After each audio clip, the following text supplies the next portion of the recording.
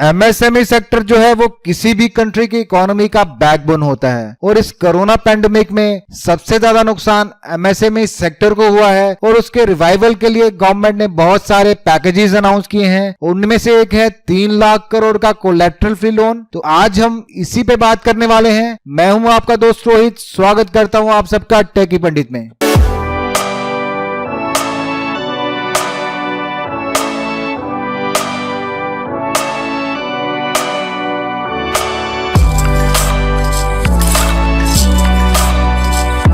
Finance ministry ने इस loan के रिगार्डिंग क्लियर कट इंस्ट्रक्शंस दिए हैं और किसी तरह का कोई कंफ्यूजन नहीं है। फाइनेंस मिनिस्ट्री ने सब ब्लैक एंड व्हाइट में दिया है ताकि किसी प्रमोटर को किसी तरह की दिक्कत का सामना ना करना पड़े और उनको जो फाइनेंस की रिक्वायरमेंट है वो इजीली फुलफिल हो जाए। इस लोन के लिए वो सारे एमएसएमई यूनिट्स एलिजिबल हैं जिनका क्रेडिट लिमिट जो है मैक्सिमम 25 करोड़ तक है और टर्नओवर जो है वो मैक्सिमम 100 करोड़ तक। बस ये दो सिंपल कंडीशंस रखी गई हैं इस लोन के रिगार्डिंग और इसके अलावा और कोई भी टर्म्स एंड कंडीशंस नहीं है। और अगर आप इन दोनों कंडीशंस को फुलफिल करते हैं तो आप एलिजिबल हैं इस लोन को अवेल करने के लिए। लोन क्वांटम जो है वो फिक्स किया गया है 20% आपके आउटस्टैंडिंग लोन अमाउंट का as on 29 Feb 2020। For example अगर आपका आउटस्टैंडिंग लोन जो है 29 फरवरी 2020 को 10 लाख रुपए था तो आपको जो एलिजिबिलिटी बनेगी वो 2 लाख रुपए की बनेगी।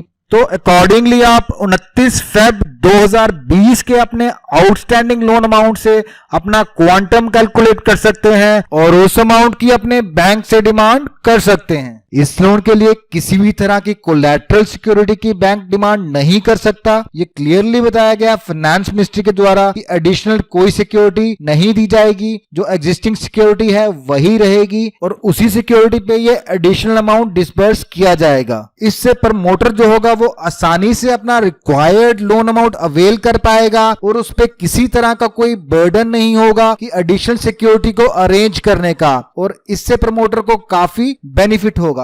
एमएसएमई यूनिट्स जो है वो बहुत बैडली इफेक्ट हुई हैं इस कोरोना पैंडेमिक में और जो प्रमोटर्स हैं उनके पास शायद इतना पैसा भी नहीं है कि वो इस टाइम मार्जिन भर पाएंगे। इसी चीज को ध्यान में रखते हुए इस लोन के लिए किसी तरह की कोई मार्जिन रिक्वायरमेंट नहीं है, यानी कि इस लोन के लिए नील मार्जिन रखा गया है। इस लोन के लिए ना तो कोई कोलैटरल रिक्वायरमेंट है ना कोई मार्जिन रिक्वायरमेंट है और ऐसे लोन्स को मोस्टली जो बैंक्स होते हैं वो अवॉइड करते हैं। कहीं इस रिस्क से बचने के लिए banks excessive rate of interest charge ना करें। इससे बचने के लिए इस लोन स्कीम के रेट ऑफ इंटरेस्ट को बैंक ने कैप कर दिया है अप टू 9.25% और बैंक इससे ज्यादा इन एनी केस चार्ज नहीं कर सकते हैं। नॉर्मली सब अनसिक्योर्ड लोन्स के लिए बैंक्स गारंटी मांगते हैं। इवन कि मुद्रा लोन में अगर गारंटर नहीं मांगते हैं तो गारंटर फी चार्ज करते हैं, बट इस लोन में किसी तरह की गारंटी की रिक्वायरमेंट नहीं है और ना ही गारंटी फी चार्ज की जाएगी आपसे, क्योंकि इस लोन के लिए आपकी गारंटी जो है वो सेंट्रल गवर्नमेंट दे रही है और बोरोवर को किसी तरह की कोई गारंटी फी या गारंटर की रिक्वायरमेंट नहीं है।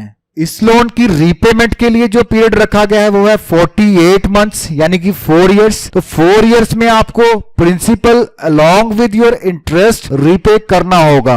इस लोन को रीपे करने के लिए आपको 12 मंथ्स का हॉलिडे पीरियड दिया जाता है। हॉलिडे पीरियड, मोराटोरियम पीरियड या ग्रेस पीरियड वह पीरियड होता है जिसमें बोरोवर को किसी तरह की भी ईएमआई भरने से छूट दी जाती है और बोरोवर अगर चाहे तो इस पीरियड में अपना इंटरेस्ट सर्व कर सकता है। तो 12 महीने की प्रिंसिपल रीपेमेंट से आपको छूट दी जा रही है एक तरह से। तो इस केस में काफी लंबा मोराटोरियम दिया गया है कस्टमर को। इससे भी उस प्रमोटर को इस शॉक से ओवरकम करने में काफी रिलीफ मिलेगा। तो ये बात करते हैं डिसबर्समेंट की। तो सबसे बेस्ट पार्ट इसका यही है कि ये ऑटोमेटिक लोन है और इसमें बैंक मैनेजमेंट या बैंक मैनेजर का किसी तरह का कोई डिस्क्रिप्शन नहीं है। ना तो वो आपको 20% की जगह 18% दे सकते हैं और ना ही 30% दे सकते हैं। ये फिक्स जो क्वांटम है उतना उनको रिलीज करना होगा। अगर आप एलिजिबल हैं इसके लिए तो बैंक मैनेजर इस पे किसी तरह की कोई क्वेरी नहीं लगा सकता। और इसका लोन क्वांटम जो है जो फिक्स 20% है, बैंक मैनेजमेंट ना तो उसको कम कर सकती है ना उसको ज्यादा कर सकती है। वो फिक्स अमाउंट उसको आपको ऑफर करना ही पड़ेगा।